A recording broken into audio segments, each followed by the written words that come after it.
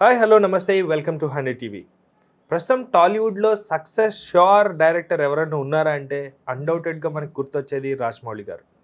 అయితే ఆయన ఏం చేసినా కూడా ప్రతిదీ కొంచెం వినూత్నంగా, వినోదభరితంగా, అంతకంటే కూడా ఎగ్జైట్మెంట్ అనేది కన్ఫామ్ అన్న వేలో ఆయన మూవీస్ కానీ లేకపోతే ఆయన ఏం తీసుకున్నా కానీ ప్రాజెక్ట్స్ కానీ అట్లా ఉంటాయి.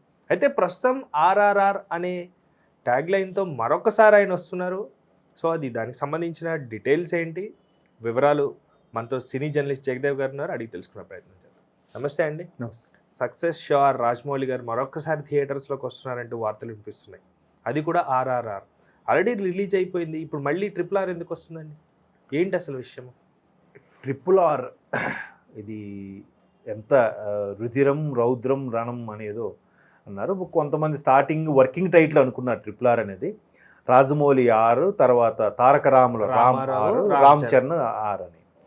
సో ఈ RRR వర్కింగ్ టైటిలే అసలు ప్యాండియా చేసే విధంగా ఆయన ముందే నాకు అదే అనిపిస్తుంటుంది. అంటే రాజమౌళి గారు అయి వచ్చిన తర్వాత ఇండస్ట్రీలో ఆయన వచ్చిన హిట్స్, ఆయన చూపించిన ఆయన సినిమాలతో చూపించిన ప్రపంచం ఏదైతే ఉందో, దానివల్ల చిన్న సినిమాలు ఏవి ప్రేక్షకులకు ఆనటం లేదన్న అభిప్రాయం. అంటే ఏదో సూపర్ కంటెంటు, ఒక టిపికల్గా ఉండే ఒక టేకింగు, అట్లాంటి స్క్రీన్ ప్లే ఉంటే కానీ యాక్సెప్ట్ చేయలేకపోతున్నారు. అంటే సంథింగ్ మన లైఫ్లో రొటీన్ లైఫ్లో ప్రాబ్లమ్స్ ఎక్కువైపోయినప్పుడు స్క్రీన్ పైన ఇంకొంచెం ఎక్కువగా చూపించాలి. అంటే ప్రతిదీ కంపారిజన్ కదా. మనం సగటు భారతీయుడు ఎలా ఉంటుందంటే, ఇప్పుడు జనరల్గా నేను చెప్పే ఎగ్జాంపులే, పవర్ కట్ అయిందనుకోండి, మన సబ్స్టేషన్కి ఫోన్ చేయం, పక్కింటికి ఉందో లేదో చూస్తాం.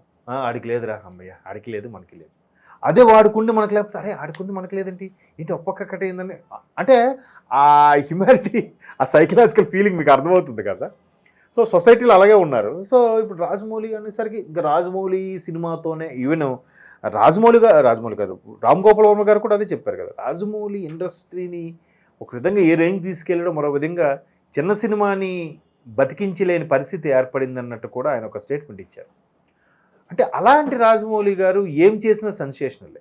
అంటే సినిమా చేయడం ఎంత కష్టమో, ఆయన టెక్నికల్ వాల్యూస్ కానీ దాన్ని ఆయన మైండ్ ఊహించుకుంటాడంట. ఆ ఊహించుకొని అది అవుట్పుట్ వచ్చే వరకు చెక్కుతూనే ఉంటాడంట.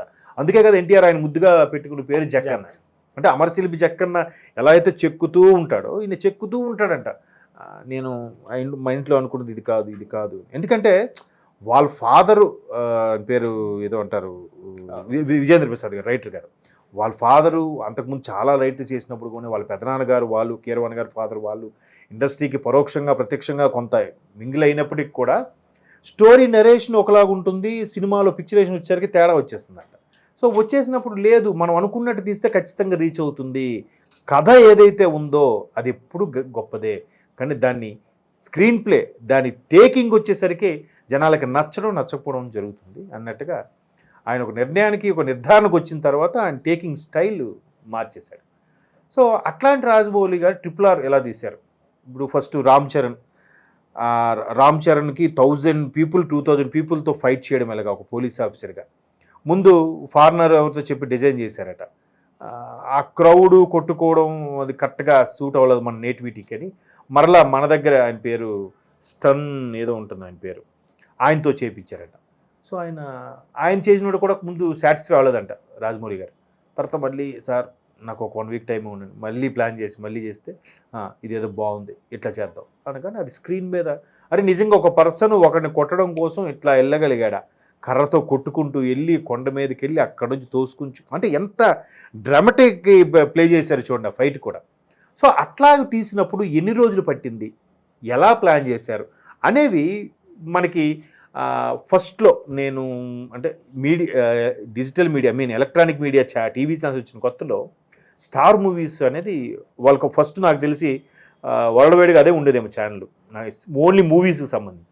అందులో బిహైండ్ సీన్స్ అని మధ్య మధ్యలో ప్రోగ్రామ్ వచ్చేది, సినిమాకి మధ్యలో, లేదా నెక్స్ట్ వచ్చే సినిమాకి సంబంధించి ఏంటేంటి చేశారని ఒక కొరియోగ్రాఫర్తో మాట్లాడించడం, ఫోటోగ్రఫీతో మాట్లాడించడం, డైరెక్టర్తో మాట్లాడడం. సో అట్లాగే ఎక్కడ కూడా డైరెక్టర్ ఏం మాట్లాడారు, దాని సీన్ కోసం ఎంత తపన పడ్డారు, ఎన్ని రోజులు పట్టింది, స్టంట్ మాస్టర్ ఎలా ఫీల్ అయ్యారు, కో ఆర్టిస్టులు ఎలా ఫీల్ అయ్యారు, యాక్టర్స్ అలాగా మేకింగ్ విజువల్స్ అన్నిని కూడా జనరల్గా సినిమా వచ్చినప్పుడు లేదంటే దానికి ఒక ప్రోగ్రామ్గా చేయొచ్చు. బట్ రాజమౌళి గారు ప్రతీదీ వినూత్నంగా చేసే అలవాటున్న గొప్ప దర్శకుడు కాబట్టి దాన్ని కూడా RRR మేకింగ్ వీడియోస్ అని RRRకి సంబంధించిన తెర వెనుక రహస్యాలు కానీ అవన్నీ ప్రేక్షకులతో పంచుకోబోతుండడం, ఆ ప్రేక్షకులతో పంచుకోవడం అనే విషయాన్ని ఒక సినిమాగా ఒక వీడియోగా తయారు చేసి దాన్ని కూడా థియేటర్స్లో రిలీజ్ చేయబోతున్నారంట.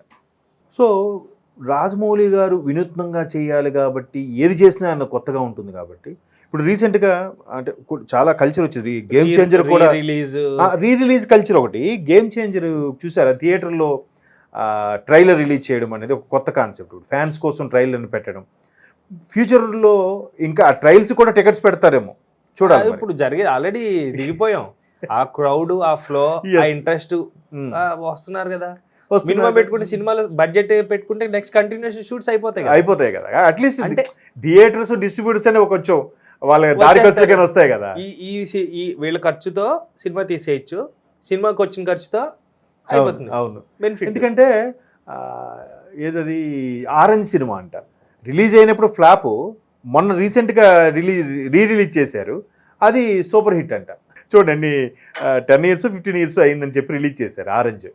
సో అట్లా కొన్ని భలేగా ఆడుతున్నాయి. అలాగే ఈయన కూడా ఒక కొత్త ట్రెండ్ స్టార్ట్ చేయబోతున్నారు. విజువల్ మేకింగ్ విజువల్స్, బిఫోర్ వాళ్ళు ఇంటర్వ్యూస్, వాళ్ళ కాన్సెప్ట్ ఏమనుకుంటున్నారు, ఎన్ని రోజులు కష్టపడ్డారు, స్క్రిప్ట్ టైంకి ఎన్ని రోజులు పడింది, దాని డేట్స్లో మధ్యలో యాక్సిడెంట్లు అయితే ఎవరెవరికి ఇబ్బందులు తగిలాయి. ఇప్పుడు ఎన్టీఆర్ గారికి చిన్న ఏదో యాక్సిడెంట్ అయిందన్నారు, చిన్న చెయ్యి ఏదో ఇదైందన్నారు. ఇలా రకరకాలుగా అన్నీ అట్లా ప్రేక్షకులకు అందించిన. ఓహో, దానివల్ల 2 బెనిఫిట్స్ ఉన్నాయి. ఒకటి దాన్ని క్లెయిమ్ చేసుకొని క్యాష్ చేసుకునే కాన్సెప్ట్ ఒకటి.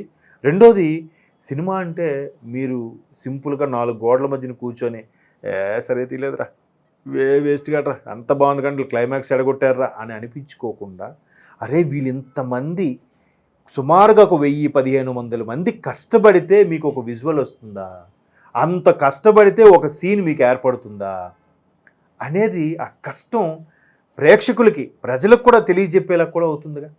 ఇప్పుడు చాలామంది వీళ్ళు తీసాక నేనేది ఇంకా బాగా తీయచ్చురా. అసలు అంతమంది యూనిట్ సభ్యుల్ని వాళ్ళని కాంప్రమైజ్ చేస్తూ, వాళ్ళ థాట్స్ని గ్రాస్ప్ చేస్తూ, వీళ్ళ థాట్స్ వాళ్ళకి అర్థమయ్యేలాగా ఎక్స్ప్లెయిన్ చేస్తూ, అంతే కదా. డైరెక్టర్ అనేవాడికి ఒక విజువల్ ఉంటుంది మైండ్లో, అలాగ రావాలని పట్టుపడినప్పుడు వీడు అనుకుంటున్నది ఎదుటివాడికి ఎక్స్ప్లెయిన్ చేసి యాజ్ ఇట్ ఈజ్గా అవుట్పుట్ అలా వచ్చేలా చేయాలంటే ఎంత పెద్ద ఆర్ట్ ఉండాలి. వాడిని కన్విన్స్ చేయాలి, ఎక్స్ప్లెయిన్ చేయాలి, లేదు ఇలాగైతేనే బాగుంటుందని ఒప్పించగలగాలి. అవునా? ఇప్పుడు ఆర్జీవి గారి సబ్జెక్ట్ వచ్చింది కాబట్టి చెప్తున్నా. ఆర్జీవి గారు కూడా శివలో ఫస్ట్ మూవీ డైరెక్ట్ చేసినప్పుడు ఏదో ఫైట్ పెట్టినప్పుడు స్టంట్ మాస్టర్ రాజు గారు చూసి ఉంటే చాలా సినిమాలో స్వయంవరం సినిమాలోనో ఏదో సినిమాలో కూడా ఆయన యాక్ట్ చేశారు. చాలా సినిమాలు చేశారు పాత చిరంజీవి గారితో ఉన్నప్పుడు. సో అట్లాంటి స్టంట్ మాస్టర్, మంచి స్టంట్స్ మాస్టర్ ఆయన ఫైట్ పెట్టి వెనక నుంచి బాంబులు ఏదో పేలుతున్నట్టుగా ఎఫెక్ట్ పెట్టాడంట.